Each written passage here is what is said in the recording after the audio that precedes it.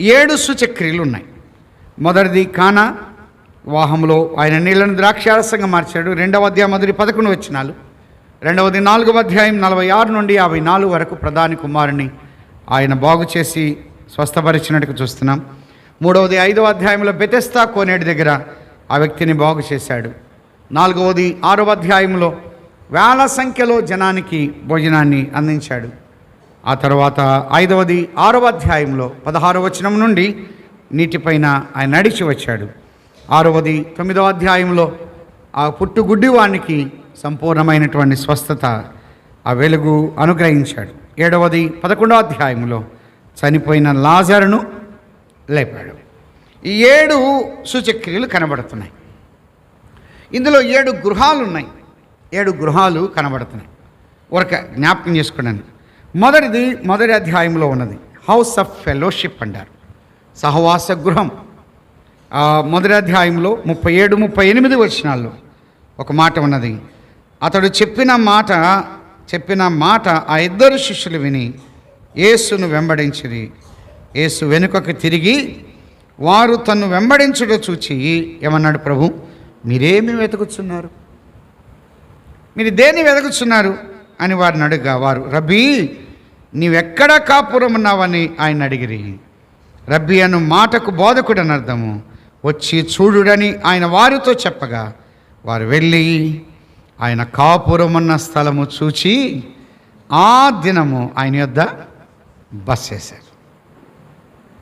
House of fellowship, ఆయన యొద్ద బస చేశారు. నిజంగా ఆ ఇల్లు ఎంత రమ్యమైన గృహం. కొన్నిసార్లు మన గృహాల్లో అన్ని వసతులు ఉంటేనే కొంతమంది మన యొద్ద నివసిస్తారు, లేకపోతే ఫెలోషిప్ చేస్తారు. ఈ దగ్గర అవేవి ఉండకపోవచ్చు, బల్ల కానీ మంచాలు కానీ డైనింగ్ టేబుల్ కానీ మిగతా ఎక్కువగా ఉండకపోవచ్చు, ఏమి లేకపోవచ్చు. కానీ వారు వచ్చి ఉండడానికి నివసించడానికి ఆమోదయోగ్యముగా ఆయన గృహం ఉన్నది. ఆయన దగ్గర ప్రేమ ఉన్నది, ఆయన దగ్గర జాలి ఉన్నది, ఆయన దగ్గర కనికరం ఉన్నది, ఆయన దగ్గర క్షమాపణ ఉన్నది, ఆయన దగ్గర కృప ఉన్నది, ఆయన దగ్గర కటాక్షం ఉన్నది, ఆయన దగ్గర చూసినట్లయితే ఆ సమృద్ధి ఉన్నది, ఆ సహవాసం ఉన్నది, ఆ సంతృప్తి ఉన్నది, ఆ సమాధాన జీవితం ఉన్నది. అందుకే ఆ దినమున వారు ఆయన యొద్ద బస చేశారు. కొన్నిసార్లు చూడండి, మన ఇంటికి ఎవరైనా వచ్చినా, మనం ఎవరింటికైనా వెళ్ళినా కొన్ని సందర్భాల్లో ఎక్కువ సమయం మనతో ఫెలోషిప్ చేయరు. కొన్ని గృహాలు ఎలా ఉంటాయంటే వారం రోజులు ఉందాం అని వెళ్తాం, 1 గంటకే తిరిగి వస్తాం. అది వేరే విషయం. ఎందుకు ఆ గృహాలు అంత ఆమోదయోగ్యంగా ఉండవు. అల్లరి గలిబిలి, జగడం, గొడవలు, తగాదాలు. ఇంకా వంటగదిలో చూస్తే పాత్రలు ఎత్తేయడం, తొందరగా పోతారా లేదా అని దానికి ఒక సూచన అంతే. ఇది తట్టుకోలేక కొంతమంది వెళ్ళిపోతారు. కొంతమంది చూడండి ఏముండవు, చాప్ మీదనే పడుకుంటారు, పచ్చడన్నం తింటారు, కారప్పొడి తింటారు, సమృద్ధిని అనుభవిస్తారు, సంతోషాన్ని అనుభవిస్తారు. హౌస్ ఆఫ్ ఫెలోషిప్, ప్రభు ఎదుట ఉన్న ఆ సహవాసమే వేరు, ఆ సంతృప్తే వేరు. వారు ఆ దినాన అంటే ఎన్నడూ ఎక్కడ పొందనటువంటి అనుభూతిని వారు అక్కడ పొందగలిగారు. ప్రభు ఉన్న గృహం, ప్రభువును కలిగినటువంటి గృహాలు ఎలా ఉన్నాయి? ఎప్పుడైనా ఆలోచన చేద్దాం. మన గృహాల్లో ఎవరైనా వచ్చినప్పుడు మనతో సహవాసం చేయగలుగుతున్నారా? లేకపోతే వచ్చిన గంటకే వెళ్ళిపోతున్నారా? కొంతమంది గృహాలులో చూడండి, వాళ్ళు ఎవరింటికి పోరు, వాళ్ళ ఇంటికి ఎవరు రారు, తలుపులు వేసుకొని ఉంటారు. చాలా ఉంటాయి, విషాదంగా ఉంటాయి. వారు ఎవరితో షేర్ చేసుకోరు, వారితో ఎవరి బంధువుల దగ్గరికి పోరు, వాళ్ళు గారు ఎవరు రారు. మన గృహాలు ఎప్పుడు అలా ఉండకూడదు. ఫ్లోటింగ్ ఉండాలి, వచ్చిపోతూ ఉండాలి. ఆ ఆనందమే వేరు, ఆ సంతృప్తే వేరు. నిజంగా ఆ ఇంటికి ఎంతమంది వచ్చినా ఆ గృహం అది ఓపెన్ హోమ్గా ఉండడం, తెరవబడిన గృహాలుగా ఉండడం. అలాగినట్లయితే ఇక్కడ ఆయన కాపురమైన స్థలము చూశాడు, హౌస్ ఆఫ్ ఫెలోషిప్ అని అన్నాడు. 2వ అధ్యాయం మొదటి 11 వచనాలు చెప్పాడు. విందు గృహం అన్నాడు, ఫీస్టింగ్ హౌస్. అక్కడ విందు ఉన్నది, అక్కడ సమృద్ధి ఉన్నది. గమనించండి, ప్రారంభములో ఆ విందు ప్రధాని ఇచ్చిన ద్రాక్ష రసం అది అయిపోయింది, కానీ ప్రభు ఇచ్చింది అయిపోలేదు, సఫిషియెంట్. ముందు జబ్బు రసం, కానీ వెనకిచ్చింది మంచి రసం. ముందు ఇచ్చింది అరాకొరగా ఉంది, కానీ వెనకిచ్చింది అరాకొరగా లేదు. దాని టేస్టే వేరు, దాని రుచే వేరు. ఆ యొక్క విందు గృహాన్ని మనం చూస్తున్నాం. అందుకేనన్నాడు, ముందు ఇచ్చింది ఒకవేళ మత్తు రసం అని ఉండొచ్చు, కొన్నిసార్లు వేరేదై ఉండొచ్చు, కానీ చివరిచ్చిన రసం వేరు. ముందు ఇచ్చింది అయిపోయింది, కానీ ప్రభు చేసింది అయిపోలే. ప్రభు చేసినటువంటి విధానాలు ఏదైపో, ప్రారంభములో ఉన్న ద్రాక్ష ఆ రసము రాను రాను అయిపోయింది. చాలా సూచనలు ఉన్నాయి, ఉదాహరణలు. ప్రారంభంలో ఉన్నటువంటి ఆ సంతోషం, ఆ సంతృప్తి రాను రాను మన కుటుంబాల్లో, సంఘాల్లో అయిపోకూడదు, అలాగనే ఉండాలి. ద్రాక్షారసం మీరు ఎప్పుడైనా చదవండి, ఆనందానికి సాదృశ్యం, సమాధానానికి సాదృశ్యం జకర్యా గ్రంథంలో, సంతోషానికి సాదృశ్యం యెషయా గ్రంథంలో. సమాధానం ఉంది, సంతోషం అన్నది పరమగీతాల్లో ప్రేమకు సాదృశ్యం, సత్తువకు బలానికి సాదృశ్యం. ప్రేమ అయిపోయింది, సంతోషం అయిపోయింది, సమాధానం అయిపోయింది, కానీ ప్రభు ఇచ్చింది అది అయిపోయేది కాదు. విందు గృహంలో ఎంత సమృద్ధిగా ఉంది. ఒక మాట చాలాసార్లు మనం వివాహాలు అనుకుంటూ ఉంటాం. దేవుని దాసులు చెప్తా ఉంటారు, ఆయన మీతో చెప్పినది చేయండి. మామ చెప్పింది, అత్తమ్మ చెప్పింది కాదు, అమ్మ చెప్పింది, నాన్న చెప్పింది కాదు, ఎవరు చెప్పింది? ఆయన చెప్పింది చేయాలి. సమస్య ఎక్కడొచ్చిందంటే నేను చెప్పినట్టు వినాలి, అప్పుడే గొడవ.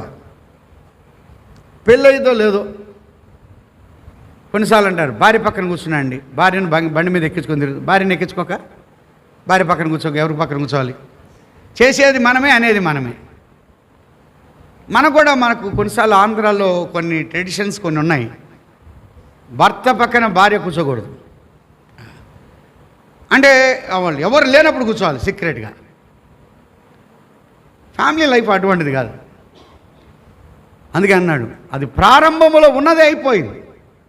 అది అయిపోకుండా అలాగనే చివరి వరకు ఉన్నాడు, సఫిషియెంట్గా ఉన్నాడు, సమృద్ధిగా ఉన్నాడు. అది మనం చూస్తున్నాం. మూడవది 2వ అధ్యాయం 13వ వచనం నుండి 17 వరకు అన్నాడు. వ్యాపార గృహం, బిజినెస్ హౌస్ అని అంటారు. ప్రభు యొక్క ఇల్లు గురించి చెప్తున్నాడు, ఆయన ఇంటిని గురించి. అందుకే దేవాలయములో అని 14 వచనం అన్నాడు, ఎడ్లను, గొర్రెలు, పావురములు అన్నాడు. దేవాలయంలో ఏమున్నాయి? ఎడ్లు ఉన్నాయి, గొర్రెలు ఉన్నాయి, పావురాలు ఉన్నాయి. ఈ బయట ఉండాల్సింది ఇవి ఎక్కడికి వచ్చినాయి? లోపలికి వచ్చినాయి. మామూలుగా అయితే బయట ఉంటాయి, ఇవి లోపలికి వచ్చాయి. అంటే ప్రార్థనకు బదులుగా ఇవి ఆక్యుపై చేశాయి. కొన్నిసార్లు వ్యాపార గృహాలుగా ఉన్నాయి. అందుకే కొన్ని మిషన్ చర్చిల్లో నేటికి కూడా కొన్ని స్థలాల్లో, గ్రామాల్లో కోడిగుడ్లు ఏలంపాటేసేటు ఉన్నాయి, బియ్యం ఏలంపాటేస్తారు. వ్యాపార గృహాలుగా ఉన్నాయి. ఎందుకంటే వాటిని కొన్ని ఈ ఆధారం చేసుకొని చేసేవారు, వాళ్ళు అమ్మేవారు, రూకలు మార్చేవారు. కానీ అలాంటి గృహాలుగా ఉండకూడదు అని చెప్పాడు. నా మందిరం సమస్త జనులకు ప్రార్థన మందిరం అని అన్నాడు. ప్రభువు వాటిని మరలా తీసుకొని వస్తున్నట్టుగా చూస్తున్నా. 4వది 11వ అధ్యాయం, ఏడ్పు గృహం, వీపింగ్ హౌస్. అక్కడ ఏడ్పు ఉంది, అంగలార్పు ఉంది, రోదన ఉన్నది, నిట్టూర్పు ఉన్నది, బాధ ఉన్నది, కన్నీళ్లు ఉన్నాయి. చూడండి 11వ అధ్యాయం. మీరు ఎప్పుడైనా కంపేర్ స్టడీగా 11వ అధ్యాయం 12వ అధ్యాయం చదవండి. 11వ అధ్యాయంలో ఏడ్పు ఉన్నది, 12వ అధ్యాయంలో సంతోషం. 11వ అధ్యాయంలో సమాధుల దగ్గర ఉన్నారు, 12వ అధ్యాయంలో సజీవుడైన ప్రభుతో ఉన్నారు. 11వ అధ్యాయంలో లాజరు మృతుల్లో ఉన్నాడు, 12వ అధ్యాయంలో లాజరు ప్రభుతో ఉన్నాడు. 11వ అధ్యాయంలో మరణపు వాసన ఉంది, 12వ అధ్యాయంలో పరిమళ వాసన. అందుకే 11వ అధ్యాయం చూస్తే వీపింగ్ హౌస్, ఏడ్పు. మరి ఏడుస్తుందా?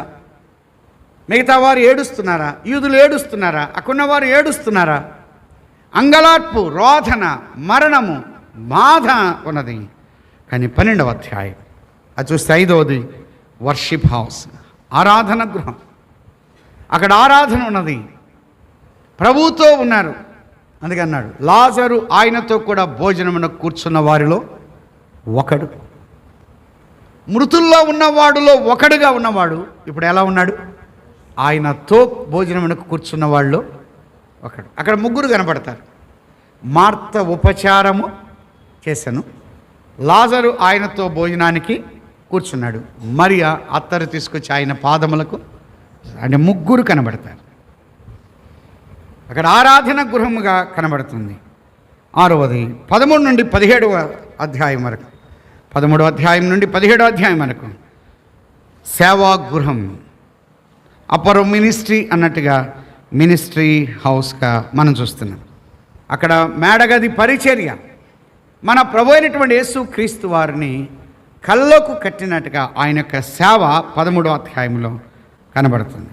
7వది 20వ అధ్యాయంలో సమాధాన గృహం, పీస్ హౌస్, సమాధాన గృహం అని అన్నాడు. నీకు సమాధానము కలుగునుగాక అని అన్నాడు. 20వ అధ్యాయం 19వ వచనం, మీకు సమాధానము కలుగునుగాక అన్నాడు. 20వ వచనం 21లో అన్నాడు, మరలా మీకు సమాధానము కలుగును. 26వ వచనం, మీకు సమాధానము కలుగునుగాక. వారు అసమాధానంగా ఉన్నారు, భయముతో ఉన్నారు. వారికి ప్రభు ఏమిస్తున్నాడు? సమాధానం. సమాధాన గృహం, 7 గృహాలు మనం చూస్తూ ఉన్నాం. మరొక విషయం, యోహాను సువార్త ఎక్కడైనా చూడండి, మొదటి అధ్యాయంలో అన్ని లోట్లు కనబడతాయి అన్ని అధ్యాయాల్లో, కానీ అక్కడ కొరతలు తీర్చే ప్రభు కనబడతాడు ప్రతి దగ్గర. మొదటి అధ్యాయంలో జీవము వెలుగు కొరత, కానీ ప్రభు అయినటువంటి యేసుక్రీస్తు వారు ఆయన జీవమై ఉన్నాడు, ఆయన వెలుగై ఉన్నాడు, నిజమైన వెలుగు అని అన్నాడు. అలాగైతే అది కొరత. 2వ అధ్యాయంలో మీరు చెప్పాలి, ఏది కొరత? ద్రాక్షారసం కొరత, కానీ ప్రభు ఉన్నాడు, ఆ కొరత తీర్చాడు. 3వ అధ్యాయంలో మనము గమనించినట్లయితే అక్కడ మనకు నూతన జన్మ కొరత, నూతనత్వము కొరత. ప్రభువు నూతన జీవాన్ని, నూతనత్వాన్ని ఆయన అనుగ్రహించాడు. 4వ అధ్యాయం ఆత్మ సంబంధమైన దప్పిక, ఆ నీళ్లు కొరత, ఆ నీటిని ఆయన తెచ్చాడు. 5వ అధ్యాయంలో స్వస్థత కొరబడింది, సహాయం కొరబడింది, సహవాసం కొరబడింది. స్వస్థత లేదు, సహాయం లేదు. అందుకన్నాడు అతడు, ఆ రోగి అన్నాడు, నన్ను కోనేట్లోనికి దించుటకు నాకు ఎవడునూ లేడు. ఐఎమ్ అలోన్, నేను ఒంటరిగా ఉన్నాను. సహవాసము లేదు, సహాయము లేదు, స్వస్థత లేదు. 5వ అధ్యాయంలో ఆయన సహాయము చేశాడు. 6వ అధ్యాయంలో మనకు తెలుసు ఆహార కొరత, కానీ ఆహార కొరత ప్రభు తెచ్చాడు. ఆహార కొరత ప్రభు తెచ్చాడు. ఇంకా ఎక్కడైనా చూడండి 7వ అధ్యాయంలో అంగీకారం, ఆప్యాయత, అర్థం చేసుకున్నవారు లేరు, కానీ ప్రభు అంగీకరించి అర్థం చేసుకున్నారు. 8వ అధ్యాయంలో ఆదరణ కొరత అయింది. వ్యభిచారం అంతా పట్టబడిన స్త్రీని పట్టుకొని తీసుకొని వస్తే అందరూ ఆమెకు వ్యతిరేకంగా నిలబడ్డారు, ఆమెకు సపోర్ట్గా నిలబడింది ఒక ప్రభు ఒకడే.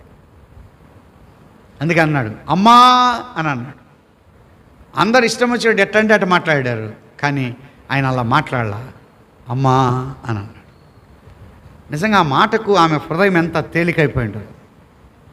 నేను చచ్చిపోతాను, ఇంకొంచెం సమయంలో ఖచ్చితంగా వీళ్ళు రాళ్ల దెబ్బలకు నేనేమైపోతాను, చచ్చిపోతాను అని అనుకొని వచ్చిన స్త్రీ అమ్మా అనగానే, ఓహో దేవుడు ప్రభువు నన్ను చంపడానికి కాదు, బ్రతికించుట కొరకే సపోర్ట్గా నిలబడ్డాడు. ఒక కంఫర్ట్ ఇచ్చాడు. ఎవరు ఇవ్వకపోయినా ప్రభు ఇస్తాడు. ప్రభు ఇచ్చే ఆదరణ ఇంత కాదు. నిజంగా ఆ విషయంలో చూస్తే ఆమె కొలాప్స్ అయిపోవాలి, ఇంకా ఆమె దేనికి ఇంక లేదు. ఇంకా చూడండి, యేసు ప్రభు ఇక్కడ ఉన్నాడు, ఒకవైపున రాళ్ళు పట్టుకుని ఉన్నారు ధర్మశాస్త్రం, మరొక ప్రభు ఉన్నాడు, జీవం ఉన్నాడు. మరణము జీవము మధ్య ఏమున్నది? మరణానికి ఎంత దూరం ఉందో జీవానికి అంతే దూరం. రాళ్ళు ఏంటంటే రాళ్ళు వేస్తారు. ఏదండి ఈ రెండిటి మధ్య నలిగిపోతుంది. మీలో పాపం లేనివాడు మొదట రాయమేనా అనగానే పెద్దవాడు మొదలుకొని చిన్నవాడి వరకు ఏమైపోయారు? వెళ్ళిపోతున్నారంటే ధర్మశాస్త్రం వెళ్ళిపోయింది, కానీ ఎవరు నిలబడ్డారు? ప్రభు. నిజంగా ఆ విషయంలో అక్కడ ఆదరణ అనేది ప్రభు అనుగ్రహించాడు. 9వ అధ్యాయంలో వెలుగు చూపు కొరత, ఆయన వెలుగిచ్చాడు. 10వ అధ్యాయంలో నాయకత్వం కొరత, ఒక సరైనటువంటి మార్గదర్శకుడు లేడు, మార్గము లేదు, కాపరత్వం లేదు, ఆయన కాపరిగా ఉన్నాడు. 10వ అధ్యాయం. 11వ అధ్యాయంలో జీవము కొరత, ఆయన జీవాన్ని ఇచ్చాడు. ఇలాగే ఇంకా ప్రతి అధ్యాయంలో మనం చూడొచ్చు కొన్ని విషయాలు. మరొక విషయం, యోహాను సువార్తలో ఎక్కువగా పోలిక అనేది ఎక్కువగా దేనితో పోల్చబడిందంటే వాక్యం అనేది నీళ్లతో పోల్చబడింది. మొదటి అధ్యాయంలో యోర్దానులో నీళ్లు కనబడతాయి. 2వ అధ్యాయంలో కానా అంటే అక్కడేమున్నాయి? నీళ్లు. 3వ అధ్యాయంలో నికోదేముతో మాట్లాడుతూ ప్రభు ఏమన్నాడు? ఒకడు నీటి మూలంగా అని నీళ్లు ఉన్నాయి. 4వ అధ్యాయంలో సమరయ స్త్రీ నీళ్లు. 5వ అధ్యాయంలో బెతెస్దా కోనేటి దగ్గర నీళ్లు. 6వ అధ్యాయంలో సముద్రము మీద ఆయన నడిచి వచ్చాడు, అక్కడ నీళ్లు కనబడుతున్నాయి. ఇలాగా 7వ అధ్యాయంలో కూడా మన ప్రభు అక్కడ ఆ భాగంలో కూడా నీళ్లు కనబడతాయి. అంటే ప్రతి అధ్యాయంలో ప్రతి పుస్తకం అధ్యాయంలో ఏముందంటే నీళ్లు అన్నాడు. నీళ్లు అని ఎందుకు ఇచ్చాయంటే అది వాక్యానికి పోలిక. నీళ్లు అనేది 3 రకాలుగా మనం చెప్పచ్చు. ఒకటి, నీరు అనేది ఆత్మకు నిదర్శనంగా, పరిశుద్ధాత్మకు నిదర్శనంగా వ్రాయబడి ఉంది. నీళ్లు అనేది ఒక మాట ఉదాహరణ 7వ అధ్యాయం 38వ వచనం. నా యందు విశ్వాసముంచు వాడెవడో లేఖనము చెప్పినట్టు వాని కడుపులో నుండి జీవజల నదులు పారునని బిగ్గరగా చెప్పండి. తన యందు విశ్వాసముంచు వారు పొందబోవు ఆత్మను గురించి ఆయన ఈ మాట చెప్పండి. కనుక ఆత్మ, ఎఫెసీ పత్రికలో నీరు అనేది వాక్యానికి సాదృశ్యం, నీరు అనేది ఆత్మకు సాదృశ్యం, నీరు అనేది వాక్యానికి సాదృశ్యం. మరి పత్రికలో చూస్తే నీరు అనేది ఉగ్రతకు, దేవుని యొక్క ఉగ్రతకు నిదర్శనం. అలనాడు నోవహు కాలంలో ఆ నీటి మూలముగా పూర్తిగా ఆయన నాశనం చేశాడు, ఉగ్రతకు. ఈ 3 విషయాలు కనబడతాయి. కనుక ఆయన నీరు అంటే వాక్యమై ఉన్నాడు అని మన ప్రభుని గురించి చెప్పబడి ఉన్నది. మంచిది. యోహాను మొత్తం 5 పుస్తకాలు రాశాడు. 5 పుస్తకాలు. ఒకటి సువార్త. సువార్త అనేది ప్రభువును విశ్వసింపవలెను అని చెప్తుంది.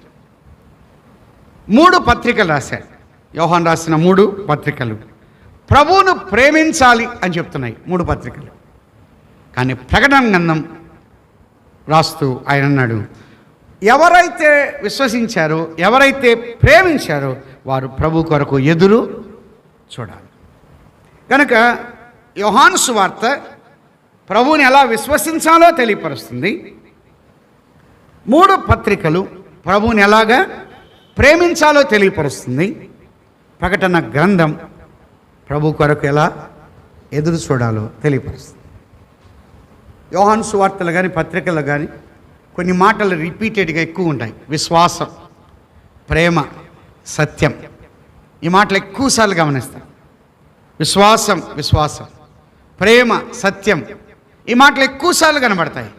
మరొకటి, యోహాను దగ్గరుండి కొన్ని అసమానమైన కార్యాలు చూశాడు. ఎక్కడా చూడనటువంటి యోహాను ప్రభు దగ్గర మాత్రమే ఆయన ఆ ప్రేమను చూడగలిగాడు. యోహాను క్రీస్తు ప్రేమను చూడగలిగాడు. ఉదాహరణకు ఆయన సమరయ మార్గం గుండా వెళ్ళాడు. వాస్తవానికి సమరయ మార్గం గుండా యూదులు వెళ్ళరు. యూదులు వెళ్ళాలంటే కింద మ్యాప్లో యూదయ, ఈ యొక్క యెరూషలేం యూదయ కింద ఉంటే పైన సమరయ, దానిపైన గలిలయ ఉంటుంది. గలిలయకు వెళ్ళాలంటే సమరయ గుండా వెళ్ళరు. మ్యాప్లో కుడివైపున పెరయా అని ఒకటి ఉంటుంది. పెరయాకు వెళ్ళి వెళ్తారు చుట్టూ తిరిగి. అంటే అంత ఎక్కువగా ప్రయాణం చేస్తారు. ఒకసారి చూద్దాము మన అవగాహన కోసం. కొత్త నిబంధన కాల పాలస్తీనా అని ఉంది. మ్యాక్సిమం అన్ని బైబిల్లో 3వది మ్యాప్. ఇందులో కింద పెద్ద అక్షరాల్లో ఇదుమయ, దానిపైన యూదయ, యూదయ పైన సమరయ పెద్ద అక్షరాలు, సమరయ పైన దెకపోలి, గలిలయ. యూదయకు కుడి వైపున బెత్లెహేము, పక్కన పెద్ద అక్షరాలు ఏముంది? పెరయ ఉంది. కనుక యూదులు గలిలయకు వెళ్ళాలంటే పెరయకు వెళ్ళి గలిలయకు వెళ్తారు. కానీ 4వ అధ్యాయంలో యోహాను సువార్తలో ఒక మాట రాయబడి ఉంది, ఆయన సమరయ మార్గమున వెళ్ళవలసి వచ్చాడు. బౌండరీస్ అన్నీ కూడా సరిహద్దులు ఆయన దాటాడు. తాకకూడదు తాకాడు, వెళ్ళకూడదు వెళ్ళాడు, దాటకూడదు ఆయన దాటాడు, మాట్లాడకూడదు మాట్లాడాడు. అరే, నేనెక్కడా చూడలేదు క్రీస్తు ప్రభువులో ఇంత ప్రేమ కనబడుతుంది. యోహాను చెల్లించిపోయాడు. ఇంతగా ప్రేమించే ప్రభు ఉన్నాడా? మా అమ్మ మా నాన్న దగ్గర ఈ ప్రేమను చూడాల.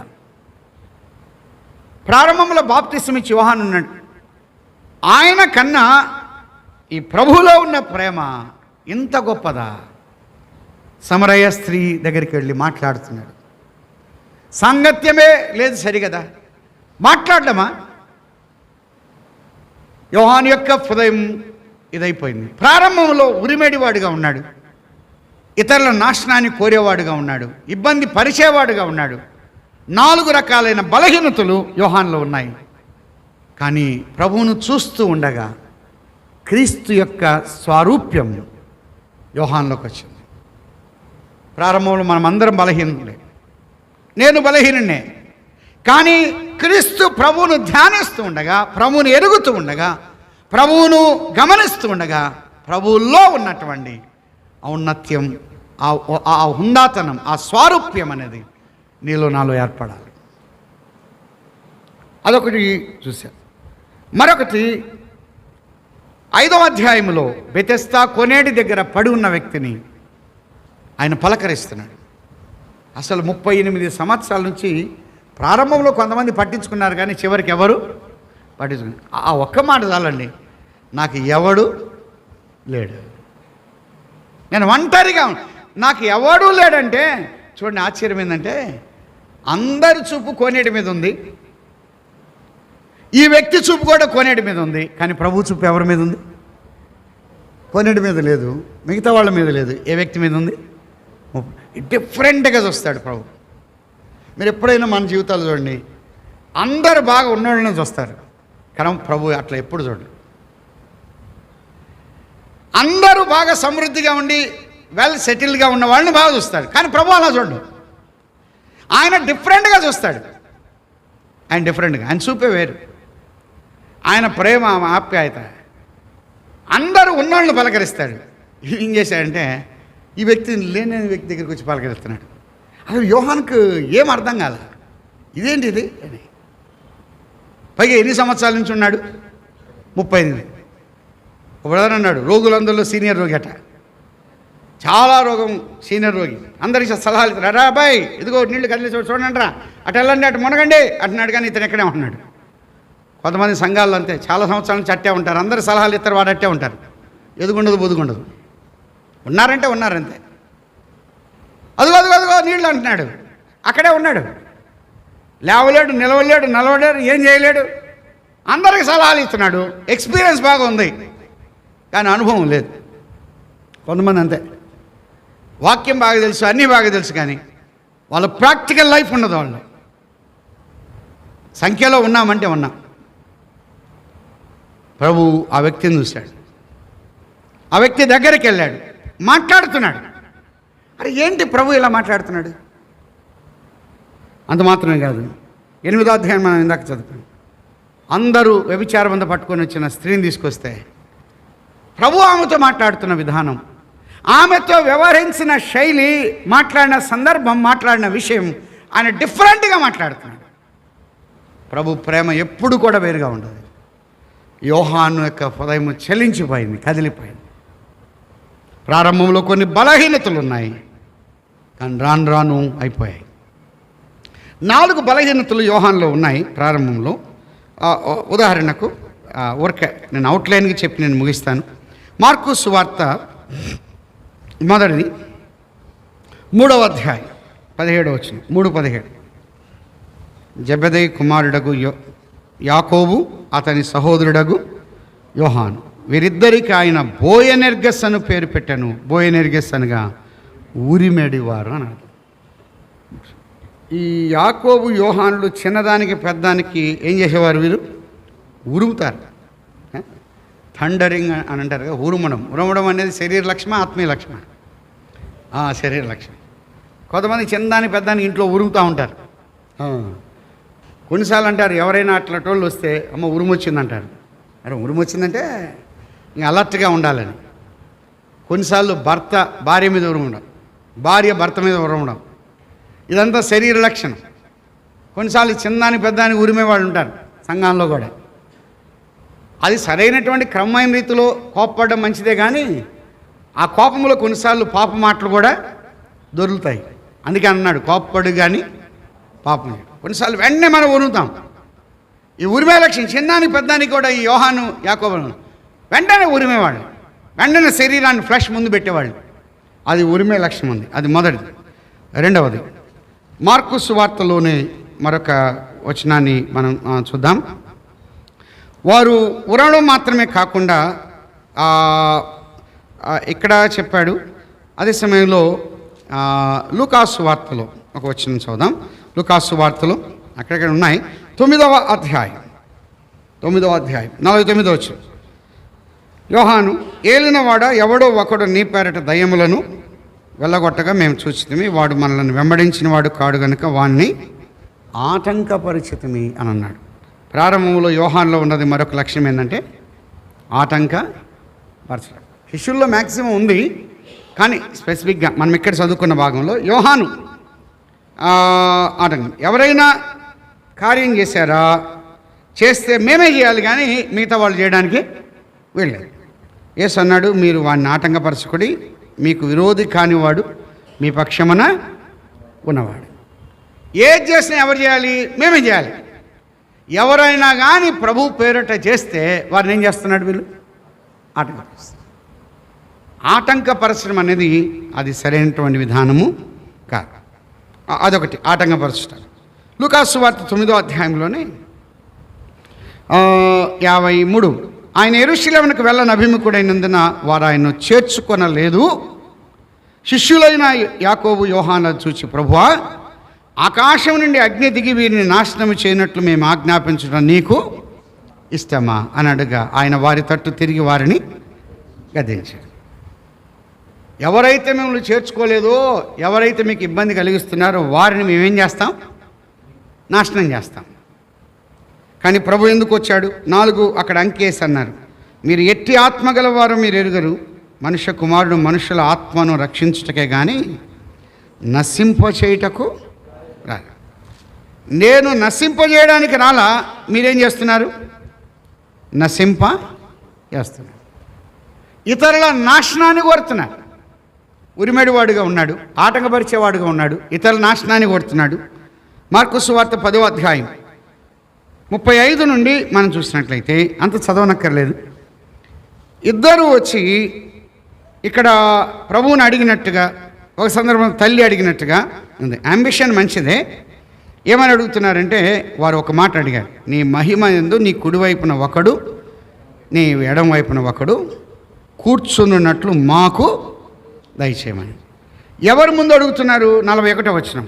తక్కిన 10 మంది శిష్యులు, అంటే అందరి ముందు అడుగుతున్నారు. అందరి ముందు వచ్చి ఏమడుగుతున్నారంటే, అయ్యా, నీ మహిమలో కుడివైపున ఒకడు ఎడమవైపున మేము ఇద్దరమే కూర్చుంటాం, మిగతా వాళ్ళ సంగతి తర్వాత అని. ఇప్పుడు మేము వచ్చాము, ఒక 4 వచ్చామనుకోండి, అన్న దగ్గరికి వచ్చి స్పర్శన నాకు భోజనం పెట్టు అని అన్నా అనుకో, వచ్చిన బ్రదర్స్ ఏమనుకుంటారు? మరి మమ్మల్ని తీసుకొచ్చి ఒక్కడే అడుగుతున్నాడంటే ఏముంది? స్వార్థం ఉంది. అంటే కూర్చున్నారా, మేమే కూర్చుంటాం, ఆ స్థానం మాదే. పక్కన అడిగితే బాగుంటుంది, అందరి ముందు అడిగితే అన్న నాకు ఆకలి అవుతుంది నాకు అన్నం పెట్టంటే మిగతా వాళ్ళ సంగతి ఏంటి? నాకు టీ వండి అని అన్నా అనుకో, మిగతా ఇద్దరి సంగతి ఏంటి? మాకు అంటే ఎట్లుంటుంది, నాకు అంటే ఎట్లుంటుంది? స్వార్థం ఉంది. ఈ 4 బలహీనతలు ఉన్నాయి. ప్రారంభంలో ఉరిమెడివాడుగా ఉన్నాడు, ప్రారంభంలో స్వార్థప్రియుడిగా ఉన్నారు, ప్రారంభంలో ఆటంకపరిచేవాడిగా ఉన్నాడు, ప్రారంభంలో ఇతరుల నాశనాన్ని కోరేవారుగా ఉన్నాడు. కానీ ఆ తర్వాత యోహాను యొక్క జీవితం పూర్తిగా టర్న్ అయింది. ఎప్పుడంటే క్రీస్తు ప్రభువును దగ్గరుండి చూశాడు. ఎప్పుడైతే క్రీస్తు ప్రభువును దగ్గరుండి చూశాడో తనలో ఉన్న బలహీనతలు ఆటోమేటిక్గా, పిల్లరా ఈ రాత్రి ప్రభువును దగ్గరుండి వాక్యంలో చూస్తే నాలో నీలో ఉన్నటువంటి బలహీనతలు ఆటోమేటిక్గా పోతాయి. మనమందరం లోపం కలిగిన వారు. నాలో ఉన్న బలహీనత మీలో ఉండకపోవచ్చు, మీలో ఉండేది నాలో ఉండకపోవచ్చు. కానీ మన బలహీనతలు పోవాలంటే వ్యక్తులను చూడకూడదు. బలహీనులను చూస్తే మనం బలహీనులం అవుతాం. బలవంతుడైన ప్రభువును చూస్తే చాలు. ప్రతి సమస్యలో, ప్రతి ఇబ్బందులో, ప్రతి కష్టంలో, ప్రతి కన్నీళ్ళలో, ప్రతి పరిస్థితుల్లో నేను ఎవరిని చూడాలి? ప్రభువును చూద్దాం. ఫలాని బ్రదర్ అట్లా, ఫలాని సిస్టర్ ఎట్లా, ఆఫ్ కోర్స్ వాళ్ళు కొన్ని లోపాలు ఉన్నాయి, కానీ ప్రభువులో ఏ లోపము లేదు.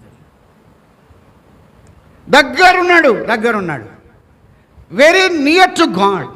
ఆయనకు సమీపంగా జీవించాడు.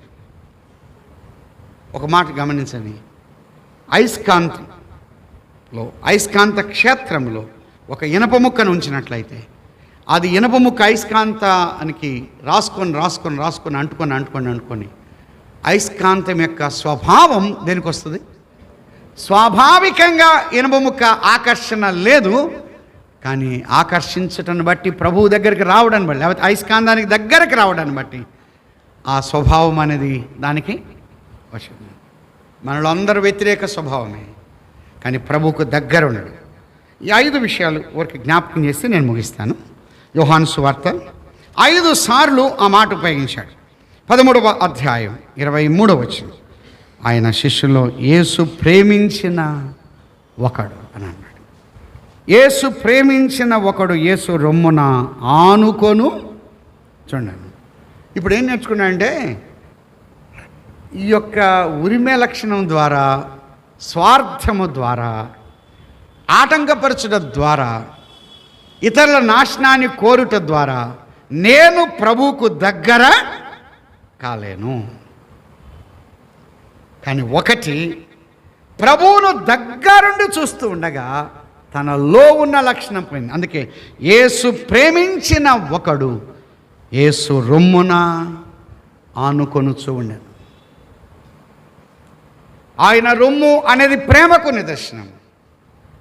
ఆయన నుండి ప్రేమ నేర్చుకున్నాడు, జాలి నేర్చుకున్నాడు, సత్యాన్ని నేర్చుకున్నాడు, ఔన్నత్యం నేర్చుకున్నాడు, యథార్థత నేర్చుకున్నాడు, నమ్మకత్వం నేర్చుకున్నాడు. ఒకప్పుడున్న ఆ చీటింగ్, ఆ మోసం, ఆ స్వార్థం అయిపోయింది.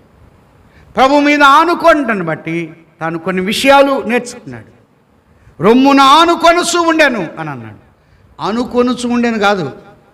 కొంతమంది అనుకునే వాళ్ళు ఉంటారు, ప్రార్థనకి వెళ్ళాలి, బైబిల్ చదవాలి, ప్రార్థన చేసుకోవాలి, మందిరంలో ఏదైనా పరిచయం చేయాలి అనుకుంటూ ఉంటారు. వాళ్ళు ఎన్ని సంవత్సరాలని అనుకుంటూనే ఉంటాం. ఏం బ్రదర్ మీటింగ్కి వస్తే అనుకున్నామండి అన్నారు. ఎప్పుడు అనుకునేది? అనుకుంటూనే ఉంటారు కొంతమంది. అనుకునేది వేరు, ఆనుకునేది వేరు. అనుకునేవారు కొంతమంది, ఆనుకునేవారు కొంతమంది. యోహాను ఆనుకొనుచు ఉండేను అని అన్నాడు. ఆనుకొనేను అని లేదు, ఆనుకొనుచు ఉండను. ప్రభు ప్రక్కన ఆనుకొనుచు ఉన్నాడు. యేసు ప్రేమించిన వాడు ఆనుకొనుచు ఉండను అన్నాడు. రెండవది 19వ అధ్యాయం 26-27 వచనంలో చెప్పాడు, యేసు తన తల్లి తాను ప్రేమించిన శిష్యుడు అని అన్నాడు. ఇక్కడ మళ్ళీ చెప్పాడు. ఒకటి, యేసు ప్రేమించిన ఒకడు అని అన్నాడు. ఇక్కడ రెండవసారి చెప్తున్నాడు, తాను ప్రేమించిన శిష్యుడు. 3:16 యూనివర్సల్, దేవుడు లోకాన్ని ప్రేమించాడు. 13:1 తన వారిని ప్రేమించాడు. యోహాను సువార్త 13:1. కానీ 13:23 యేసు ప్రేమించిన ఒకడు. అందరిలో ఒక్క వ్యక్తిని ఎక్కువగా ప్రేమిస్తున్నాడు. ఆ ప్రేమను పొందేటట్టుగా తన జీవితం మార్చబడింది. రెండవసారి చెప్పాడు. 3వసారి 20వ అధ్యాయం 2వ వచనం, యేసు ప్రేమించిన ఆ మరి యొక్క శిష్యుడు అని అన్నాడు. ఇది మూడవసారి. నాలుగవసారి 21వ అధ్యాయం 7వ వచనం. కాబట్టి యేసు ప్రేమించిన శిష్యుడు అని అన్నాడు. ఇది నాలుగోసారి ఉపయోగించాడు. ఐదవసారి 21వ అధ్యాయం 20వ వచనం. పేతురు వెనుకకు తిరిగి యేసు ప్రేమించిన వాడు. 5 సార్లు యోహాను సువార్తలో యోహాను విషయమై ఏం రాయబడిందంటే యేసు ప్రేమించిన శిష్యుడు.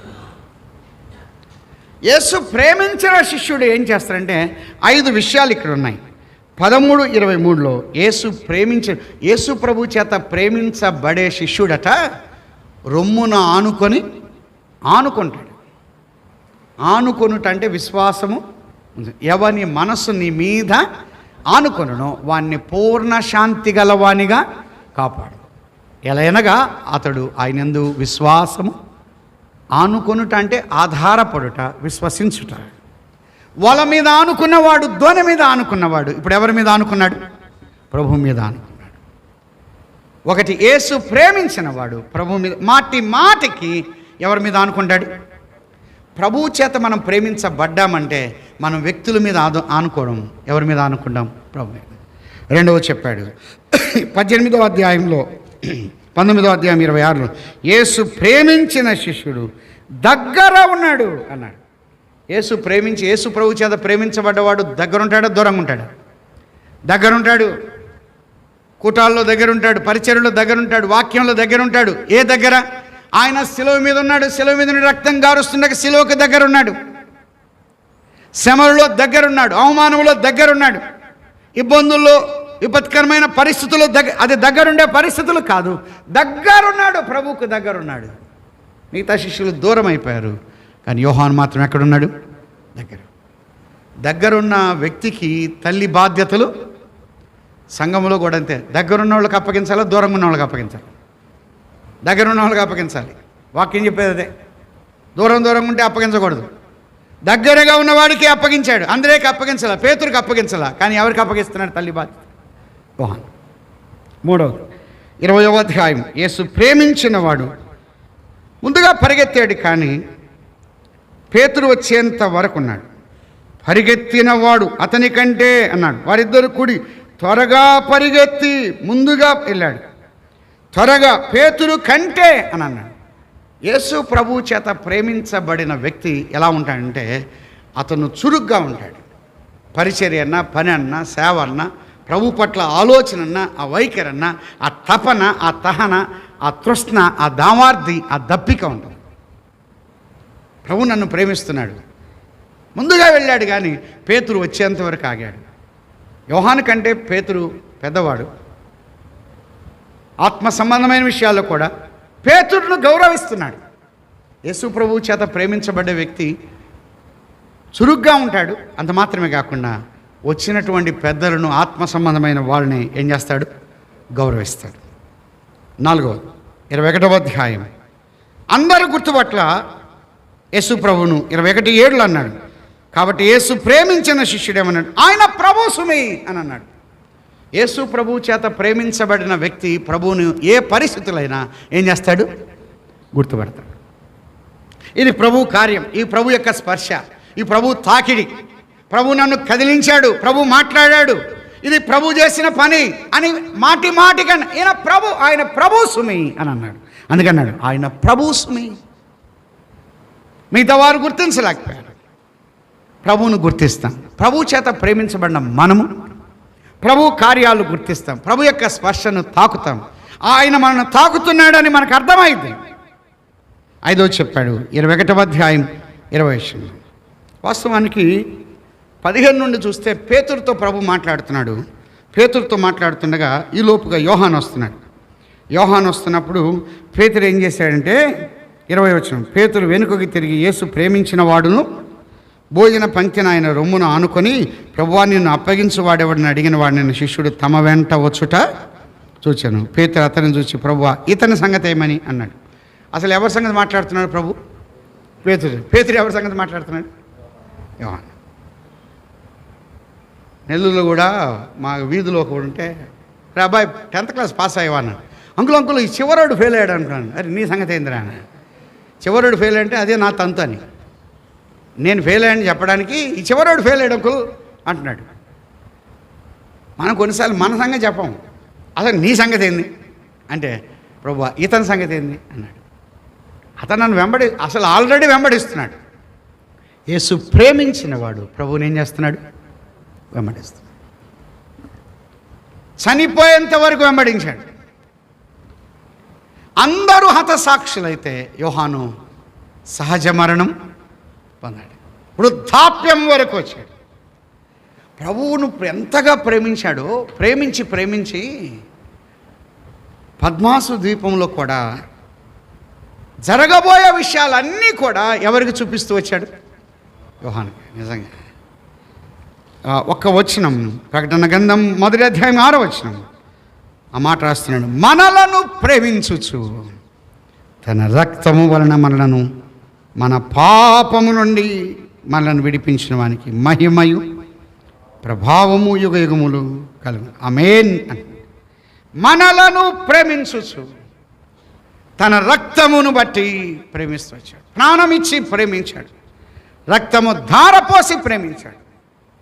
ఆయన ప్రేమించినట్టుగా ఈ లోకంలో ఎవ్వరు ప్రేమించలేదు. ఈ రాత్రి ఇంకా ప్రభుని నమ్మని వారు ఎవరైనా ఉన్నారా?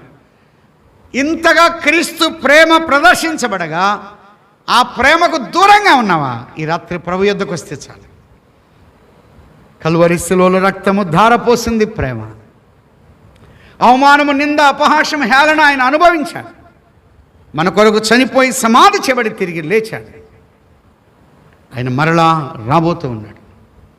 క్రీస్తు ప్రేమను నిర్దాక్షిణంగా వ్యతిరేకించి వెళ్ళినట్లయితే నిత్య నరకాగ్ని ఉన్నది. ప్రభువును అంగీకరిస్తే నిత్య జీవనం. మన ప్రభువును మనము ప్రేమిద్దాము. ప్రేమించవలసిన రీతిలో ప్రభువును ప్రేమించి ఆయన్ను మహింపడతాం. అందుకే యోహాను ప్రేమ అపోస్తలుడు అని పేరు లిఖించబడింది. దేవుడి మాటలు దీవించుగాక.